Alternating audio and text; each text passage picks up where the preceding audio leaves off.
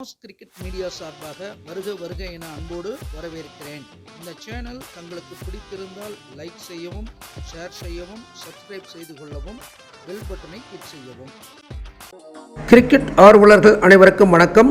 Points டேபிளில் என்ன மாறுதல் ஏற்பட்டிருக்குன்னு பார்த்துருவோம். இதுவரை 64 போட்டிகள் முடிவடைந்து விட்டன.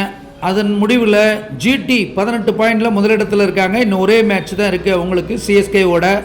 அவங்க ஜெயிச்சா தான் மேலே தக்க வைக்க முடியும். ஆனால் சிஎஸ்கே கடைசியில் ஒரு வெற்றியை பெறுவதற்கு பிரயத்தனம் எடுப்பாங்கன்றதில் மாற்று கருத்து இல்லை.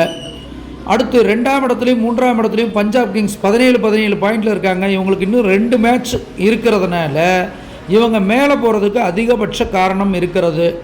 ஏன்னா ஒற்றைப்படை எண்களில் இருக்கிறாங்க. ஜிடியை பொறுத்தளவுக்கு ரெட்டைப்படையில் இருந்தாலும் அவங்க ஜெயிச்சா 20, தோத்தா அதே கண்டிஷன் தான்.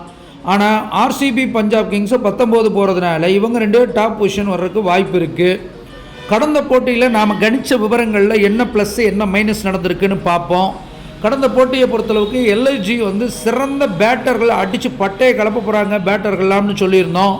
அதன் மாதிரி மிச்சல் மார்ஸ் சதம் விளாசினார். ஐடன் மார்க்கரமும் ஓப்பனிங்கில் இறங்கி கலக்கினார். நிக்கோலஸ் பூரனும் கலக்கினார். ரிஷப் பண்டும் கலக்கினார். ஆவேஸ் கானும் கலக்கினார். சர்தூல் தாக்கூர் மட்டும் இடம்பெறலை. அப்போ நாம் கணிச்ச 5 வீரர்கள் சிறப்பாக செயல்பட்டுருக்காங்க. பேட்டிங்கில் இறங்கின 4 பேரும் நல்லா பண்ணுவாங்கன்னு நம்ம சொல்லியிருந்த மாதிரி மார்க்கரம் 36 ரன்கள் 2 6, மிச்சல் மார்ஸ் 117 64 பாலுக்கு 10 4 8 6, பூரன் 27 பாலுக்கு 56 ரன் 4 4 5 6, பண்ட்டு 6 பாலுக்கு 16 ரன் 2 6ன்னு நாம் கணித்த பேட்டர்கள் அனைவரும் சிறப்பாக செஞ்சது அந்த அணிக்கு பலமாக இருந்தது. பவுலிங்கை பொறுத்தளவுக்கு ஆவேஸ்கான் நல்லா செயல்படுவார்னு சொன்னோம். அவரும் 2 விக்கெட் எடுத்திருந்தார். சர்தூல் தாக்கூர் இடம்பெற்றிருந்தால் அவரும் விக்கெட் எடுத்திருக்கலாம். பட் அதற்கு பதிலாக ரோர்கே அவர் 3 விக்கெட் எடுத்திருக்காரு. மற்றபடி ஓகே, பேட்டிங்கில் நம்ம சொன்ன வீரர்கள் அனைவரும் செயல்பட்டதும் பவுலிங்கில் ஆவேஸ்கான் செயல்பட்டதும் இந்த அணி வெற்றிக்கு காரணமாக இருந்தது.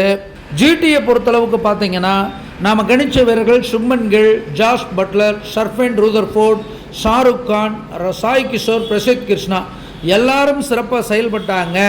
இருந்தாலும் கூட அவங்களுடைய எல்எஸ்ஜி அக்குது புக்குதுன்னு ஆட போகிறாங்கன்னு சொல்லியிருந்தோம். அவங்களுக்கு எஃபர்ட் அளவுக்கு இவங்க பண்ண முடியாமல் போயிடுச்சுங்கிறது தான் உண்மை. இதில் பார்த்தீங்கன்னா சுப்மன் கில் 35 ரன் 20 பாலில் 7 4 அடிச்சிருந்தார்.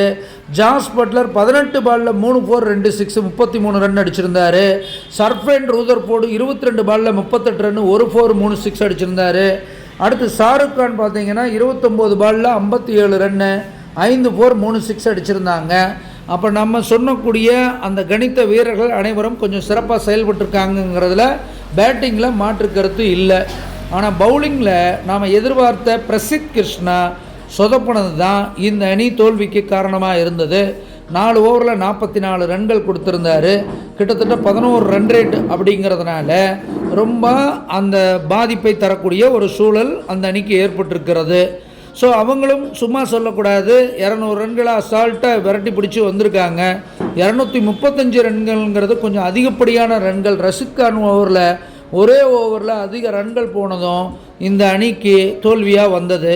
ஓகே, இன்றைய போட்டியை பார்த்துருவோம். இன்றைய போட்டி லக்னோவில் நடக்கிறது. ஆர்சிபிக்கும் எஸ்ஆர்ஹெச்சுக்கும் இடையில். இதற்கு முன்பாக இவங்க 2 பேரும் ஹெட் டு ஹெட் அப்படின்னு பார்த்தீங்கன்னா ஆர்சிபியும் எஸ்ஆர்ஹெச்சும் 25 முறை மோதியிருக்காங்க. அதில் அதிகபட்சமாக எஸ்ஆர்ஹெச் 13 போட்டிகளில் வெற்றி பெற்றிருக்கிறது. ஆர்சிபி 11 போட்டியில் தான் வெற்றி பெற்றிருக்காங்க. ஒரு போட்டியில் எந்த அணிக்கும் முடிவில்லாமல் முடிந்திருக்கிறது. எஸ்ஆர்ஹெச்சை பொறுத்தளவுக்கு அதிகபட்சமாக இந்த அணிக்கு எதிராக 287 ரன்கள் எடுத்திருக்காங்க.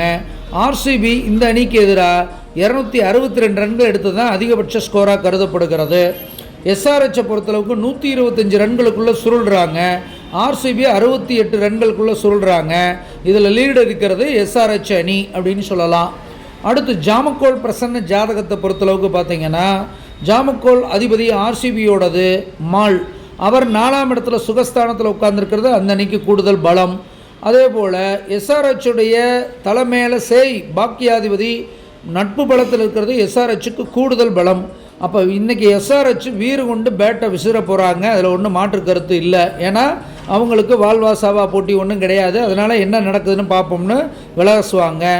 ஆனால் எஸ்ஆர்ஹெச்சுடைய அதிபதி தன் வீட்டுக்கு 12ல் மறைகிறது அவங்களுடைய பேரு புகழை கெடுக்கக்கூடிய அமைப்பு அப்படிங்கிறத சொல்லுது. அதே போல் ஆர்சிபியுடைய லாபாதிபதி மதி விரயஸ்தானத்தில் இருக்கிறது, அதுக்கும் சிரமம் இருந்தாலும் வெற்றி உண்டு.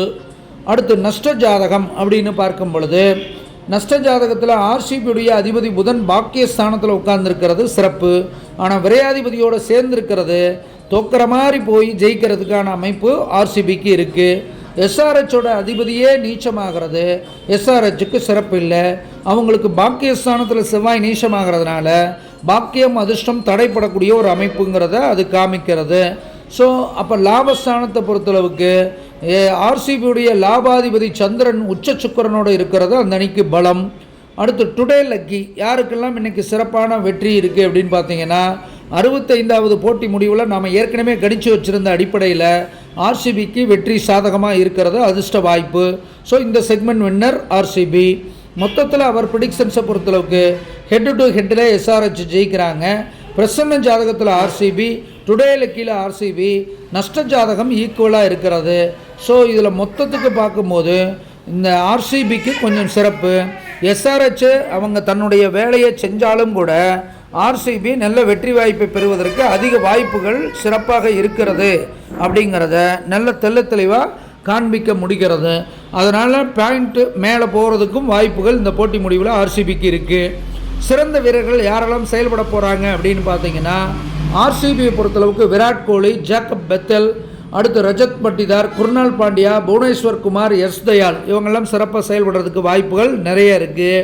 அதே போல் எஸ்ஆர்ஹெச்சை பொறுத்தளவுக்கு Abhishek Sharma, Ishan Kishan, Kamindu Mendis, Nitish Kumar Reddy, Pat Cummins, Heinrich Klaasen இவங்களும் சிறப்பாக செயல்படுறதுக்கு வாய்ப்புகள் நிறையா இருக்குங்கிறத சொல்லிக்க கடமைப்படுறேன்.